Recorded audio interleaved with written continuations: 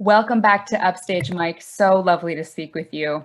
So great to speak with you. Thanks for having me back. It's so awesome to speak with you, Sarah. You're great. Oh, thank you. That's so kind. And Mike, why don't we start off with the beginning?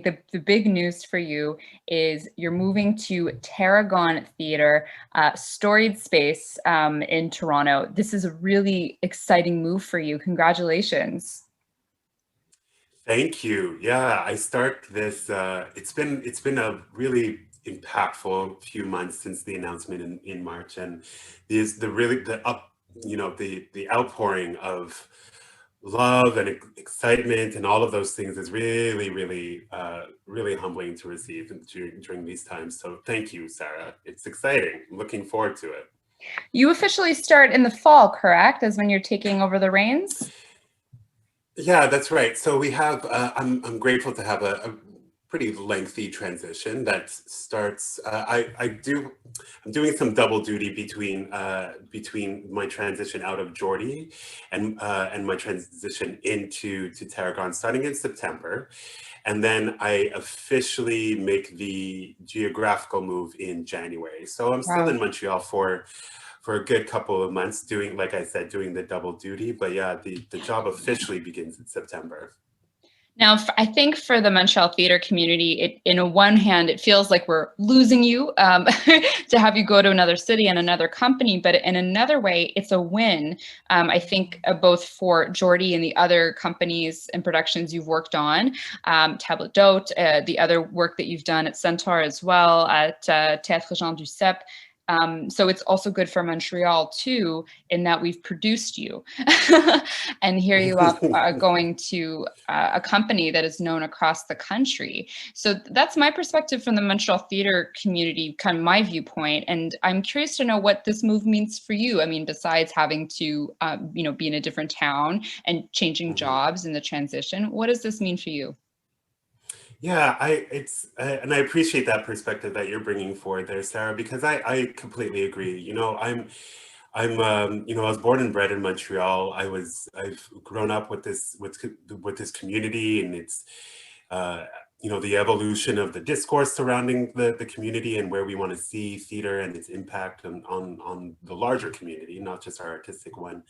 And I've been really fortunate to have this really solid foundation within Montreal and building a career with some exceptional colleagues and peers and art makers in the backdrop of what Quebec theater is. I'm really fortunate to have all of that, and so one of the biggest things that I'm looking forward to is maintaining that connection with the city. Like, I will never lose the fact that Montreal is in my heart. It's in my core. And so one of the things I'm especially looking forward to when I arrive at Tarragon is banking on those connections, banking on those bridges. That the space, as you mentioned, it's such a storied space. Tarragon. It has a 50-year history of being a foundational theater company in the country, and entering into it in its next chapter, what the next 50 years looks like. It's a really exciting time.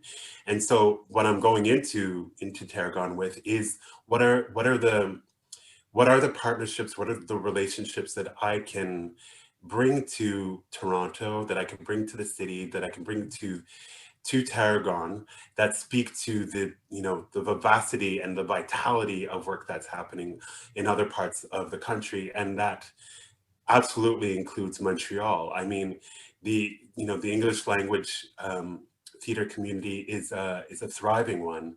It's also a growing one. I think the past few years have really mobilized English language theater in Quebec to a national platform. We're engaged in conversations with regions across the country, and so that wasn't always the case. And so Montreal is on this particular high, and I want to not take advantage of that, but I absolutely want to embrace that and bring that to Tarragon, and look for the ways in which we can embolden artistic practice, engaging artists from region to region, so we can create more connection and more collaboration. It just makes the art that much more fruitful. And it's something that has been a pillar personally, and it's sort of driving force for a lot of the work that I do, you know, getting multiple voices, getting collaborators from different practices. And that's not going to be any different when I get to Toronto. Well, we'll leave the personal stuff aside, but congratulations again. I'm so glad you're not going to be forgetting us. We won't be in the rearview mirror. It'll still be the work and the development that you've done here is, I guess, I can tell, still going to be very much part of what you'll be doing in this next step. I'm speaking with Mike Payette, who is the artistic director at Geordie Theatre, outgoing, as we've been discussing. The play itself that we are talking about is something you've directed, Virginia Woolf. Now, first things first, you think Virginia Woolf, the author? That doesn't sound like it would be the kind of content we've been hearing for kids, but this is Cole Lewis's play, and it's based on a children's story that is based on the story of Virginia Woolf. Can we start with Keogh McClair and what they were trying to do by taking the storied author's biography? Mm-hmm. So we know, historically speaking, Virginia Woolf, the author, the author, she, you know, we know that she was diagnosed with mental illness, depression. She experienced that. She suffered through a lot of her life with that diagnosis, and it spoke a lot to her writing and the works and the oeuvres that she was creating. But you know, outside of the artist, there's a relationship that she had with her older sister Vanessa, who was a painter, and they had a really special relationship. That Vanessa, especially when their mother passed away, Vanessa took on this role of you know, parent or caregiver, and really watching over Virginia and trying to create, you know, a method in which Virginia can continue to thrive. And so what Keogh McClair has put together in this Governor General award-winning book is taking the essence of that relationship of two sisters who are seemingly on, you know, opposite ends. You know, one who is experiencing some, you know, some dark feelings, some unwanted emotions. She feels wolfish. And so on this particular day, you know, her sister Vanessa, her older sister Vanessa, comes in and into her room, and discovers that Virginia does not want to play outside. She doesn't want to remember the things that connected them before, whether it be, you know, the kinds of dress that they wore, their morning routine, the painting, all of those things, because Virginia is really just not in the mood. And so here we have this story through Keogh of this particular day, right? Where Virginia's in this wolfish mood. Vanessa's trying to come in and connect with her sister. And through trial and error, through successes and many failures, Vanessa discovers that in order to get Virginia to a place of perhaps articulating what it is that she's going through, is to bring this world of Bloomsbury to her room. Now, Bloomsbury, again, historically is an actual place. We know about the Bloomsbury Club, which housed many authors and artists of the time during Virginia Woolf and Vanessa's time. But here, Bloomsbury is just this place that Virginia feels safe, where she feels comfortable, where you know, the world of fields, of creatures and light and all of those things that make her feel again safe and hopeful. And so Vanessa literally paints Bloomsbury in her room. And so through that, through creativity, through the images, through art, Vanessa uses tools in which, you know, Virginia can feel as though she can express herself, and that's really what's at the heart of this story. And it's one of the most compelling children's books that I've read. And you know, Cole Lewis and Clelia Scala, who co-adapted this piece, Cole did the text and Clelia did the images. They've really, you know, emboldened that relationship even more, and looking at what is going on behind, you know, in the mind rather of Virginia and in the mind of Vanessa as they're trying to communicate with each other. And so it's a highly theatrical piece. Like, it's very sensorial, and it's very colorful as well, because this play, the book, the adaptation is all focusing on the conversation of mental health with young people, but it's not explicitly about, say, mental illness. It's really about the times when we feel dark, when we're feeling certain moods that we don't necessarily like, but we're feeling them just the same. And it's not just young people who feel that. We can absolutely empathize with that, and how we can navigate our how we can navigate our way through those times, and how the adults in our lives, or our peers or friends, how we can be active supporters and active allies, to not shut down what those emotions are, but to embrace them, and to recognize that they are okay. About asking for help, but also giving it, which is it's mental health is difficult to talk about with adults, but it's as you would might expect, also difficult a subject to broach with children too. I'm speaking with Payette, who is the director of Virginia Woolf with Geordie Theatre, where he is artistic director, at least for the next few months. Now, I wanted to ask about the two performers playing the role of Virginia and Vanessa, Jennifer Roberts, who was in Chloe's Choice at Geordie, as well as Alexandra Laferriere, both very talented actresses. Can you tell me about what you were talking about with them to kind of get them to incarnate these two roles that come from a children's book, but are also inspired by his actual figures? Well, it's such a fascinating time to be creating theater, but it's a particularly fascinating time to be creating a story that encompasses the discourse of mental health. During what has been a completely challenging and difficult time for so many. So a lot of the conversations that we had in the rehearsal room, really off the top, was recognizing exactly that. For many of us in the room, it had been almost a year since we had been in a rehearsal hall, creating theater. I know for Jen and Alex, that was the case.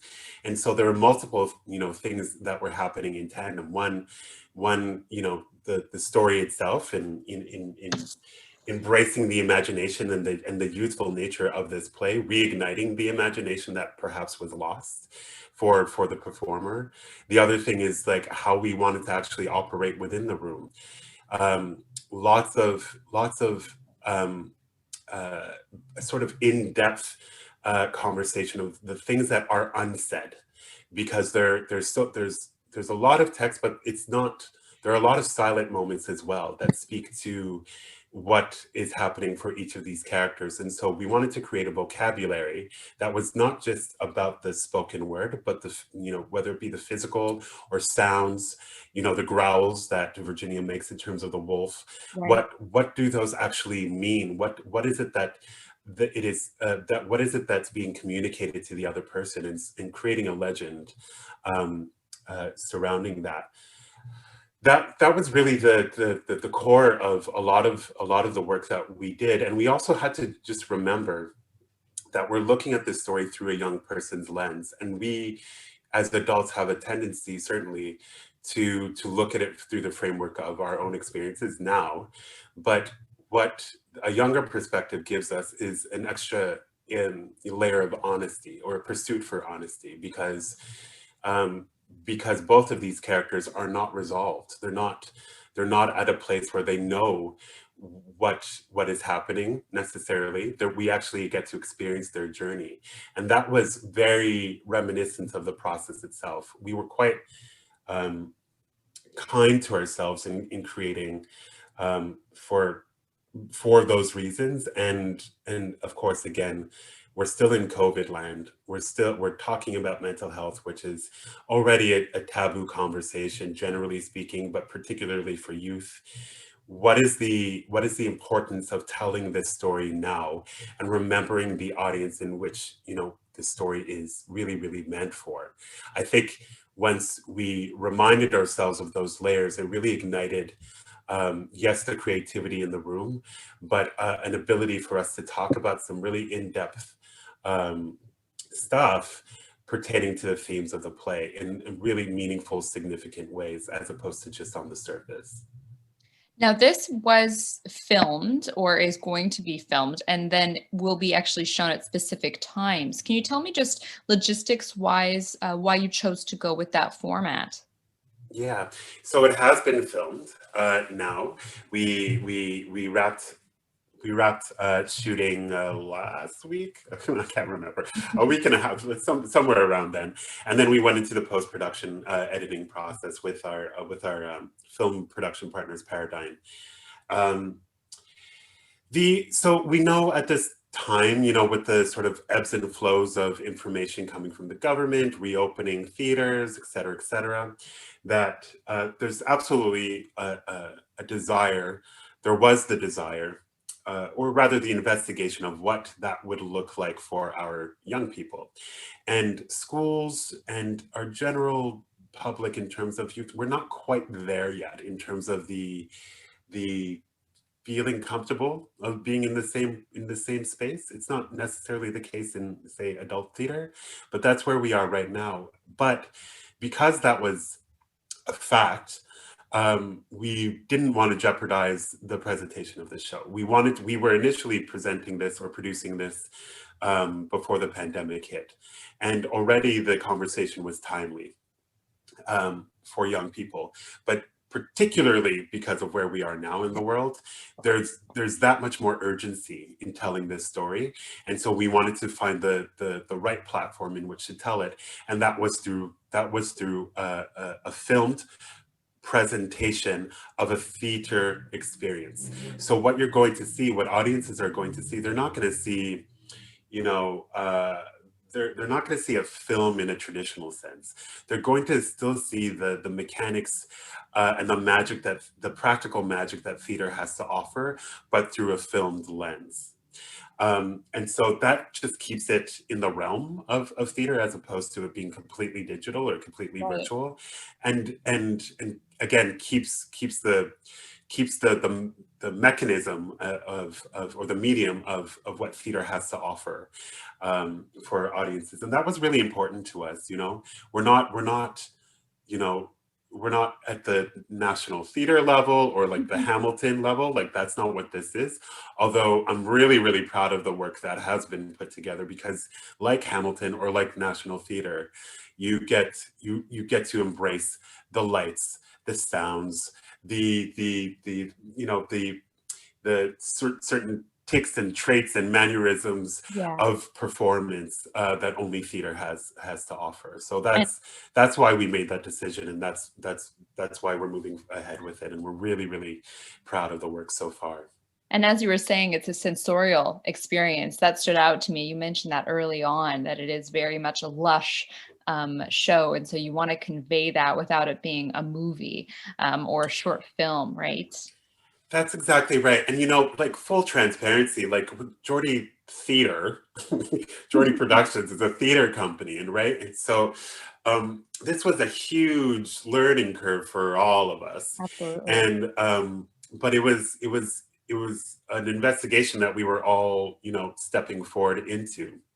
And so, of course, there were bumps and lots of moments to learn along the way. But in terms of the product, like, all of that work has lent itself to what I think is yes, a sensorial, but uh, an exceptional experience for young people and the adults in their lives to experience. And so, yeah, through the music, through the animation that is there, we're actually playing with animation. Through the video images that are also projected, Mhm. and so all of that is really, really cool. It really is a blending of theater and film, something that Geordie hasn't endeavored to bring forward. But here's the time to try things and to keep art alive and find the way to make it as accessible to as many people during these challenging times. And I'm sure at the same time, everybody cannot wait to be back doing a traditional live theater production. Absolutely, and we're no different. We're absolutely we're no different. But certainly as vaccines roll out and time moves forward, there are, knock on wood, good things happening in terms of the evolution of the pandemic here in Montreal. And we'll see what the future holds, but we're all, like everybody else, we're all holding on. We're all ready to adapt, to continue adapting as we have for the past year and a bit. And, but in the meantime, our artists are going to continue to work. Our audiences will still be a part of our work and a part of the dissemination of our work. And so until we can be in the same room again, we will find other ways to keep the vitality of theater alive for our company, for our audiences, and certainly for our artists. But we're right with you. We will, we look forward to being in the same space again and getting that live experience. It will happen. In the meantime, we're extremely hopeful and grateful that this will land, significantly for families and schools. Mike, it's been such a pleasure to speak with you. Break a leg, if we can still say that, and congratulations again on your big transition over to Tarragon Theatre. Your time is much appreciated. A pleasure as always, Sarah. Thanks for the love, as usual. Thank you.